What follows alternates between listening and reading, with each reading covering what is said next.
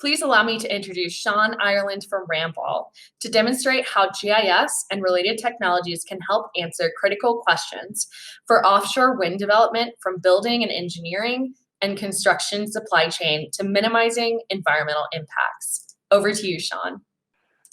Thanks, Alessandra. My name is Sean Ireland, and I am a senior consultant at Ramboll, working primarily on renewable energy projects, and more specifically, projects related to offshore wind. The title of this presentation is Spatial Data Analysis to Inform Offshore Wind Infrastructure Development.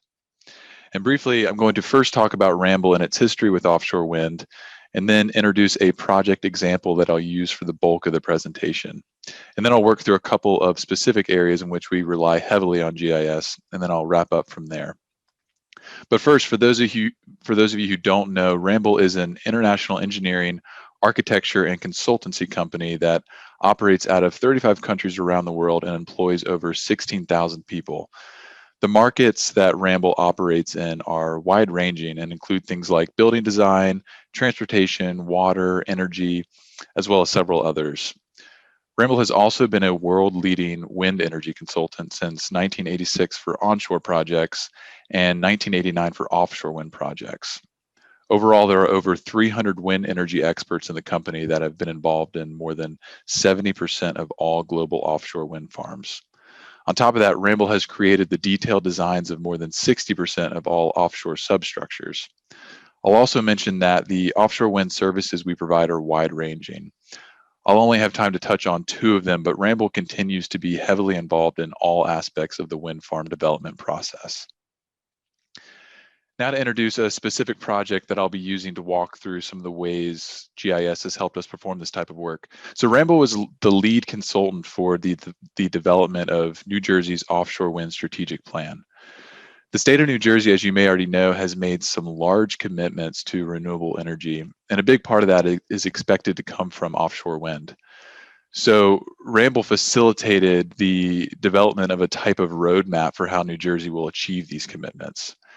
The plan touches on a number of topics, including things like fisheries and energy markets, but the two that I'm going to focus on are environmental and natural resource protection and supply chain development. Like I've said, GIS is an essential part of the work that we do. It's really hard to imagine being able to do this work to answer the real world questions our clients are interested in without the help of GIS.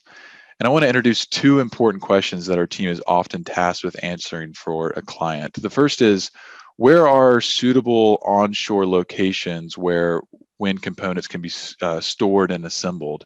And this is a supply chain challenge that really forces us to think about the infrastructure necessary to wind farm construction. And then the second question is, where can offshore wind projects be located to avoid impacts to sensitive marine biological resources? And this is also a challenging question about the environmental impacts that these wind farms can produce. We want to know where and what impacts to the environment are likely, and how can we leverage that knowledge to minimize these impacts. Jumping into the first question about supply chain, offshore wind turbine components require huge amounts of onshore space for storage and assembly. These components are massive. For reference, most offshore wind turbine blades, like the one you see in the image, are longer than a football field. And the height of the full turbine can be approximately 800 or 900 plus feet, which again, for reference, is twice as tall as the Statue of Liberty. So again, where can blades that are longer than a football field be stored? And how can they even be transported from where they are manufactured? Since they are too large to be transported by road or rail, a vessel is really the only other feasible option, which limits the possible storage or staging locations to ports. And really the same can be said for many of the other turbine components like foundations and towers. These are all very large and very heavy components and require lots of space and supporting machinery like heavy lift cranes. So you can see why ports are of interest to anyone wanting to construct an offshore wind farm. So under the supply chain umbrella of offshore wind projects we work on, one of the main tasks that our client rely on us to complete for them are essentially port assessments. Which existing ports would be suitable to support offshore wind supply chain, or what coastal properties could potentially be developed into a port? And these are the questions we helped answer in the New Jersey Strategic Plan. We evaluated ports and coastal properties in New Jersey for their potential to support offshore wind development. And how do we do this? To start, we used GIS to develop a spatial database of New Jersey ports and coastal properties. GIS software really allowed us to integrate existing spatial layers, which are publicly available, with our own knowledge of ports and properties from other projects. So with that, we could create a single usable spatial database where we could effectively store, edit, and manage some of the key attributes associated with each port. Things like property area, channel depths, overhead restrictions, distance to the different lease areas, which you can see in the figure. These are all important pieces of information which we use for a type of suitability analysis based on the needs or preferences provided by the client. So for example, if the client was only interested in ports in a particular state or geographic region with, say, greater than 40 acres of available area and a minimum channel or berthing depth of 35 feet, our spatial database is set up to quickly be able to identify the ports that fit this criteria. In the case of the New Jersey Strategic Plan, we went through several rounds of review to bring us from dozens of options to a much smaller group of ports that we could then focus additional efforts on. And this ultimately helped lead to a site being chosen by the state to invest in and develop a port along the Delaware River on the coast of New Jersey. And this site is currently the largest purpose-built offshore wind port in the country, or rather, it will be when it's operational. Moving on to the next question, which is, where can offshore wind projects be located to avoid impacts to biological resources? For the New Jersey project, we are tasked with evaluating the potential impacts to these resources in a study area off the coast of New Jersey. And we specifically wanted to know where these impacts were likely to be the greatest so that we could then provide a recommendation to the state for the siting of wind projects. And by impacts, I mean things like the possible disturbance of species during construction, or the maintenance or disturbing important habitats and other related impacts. Much like the ports question, this task required us to compile large amounts of spatial data related to biological resources, which I'll talk more about on the next slide, and then combining and analyzing that data in a way that's helpful and allows us to create some intuitive visualizations.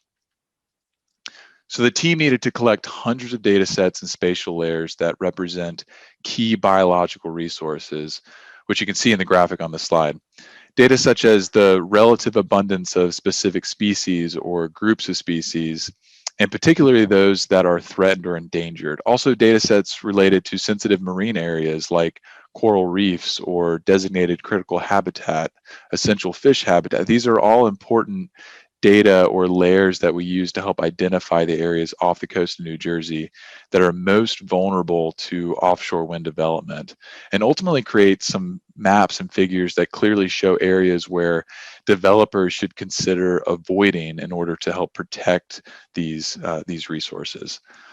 But before these maps could be made, the data needed to go through a process of being standardized, which in this case meant transforming the data into a standard raster format, which was an important step that allowed this data to be combined and classified during a type of weighted sum analysis.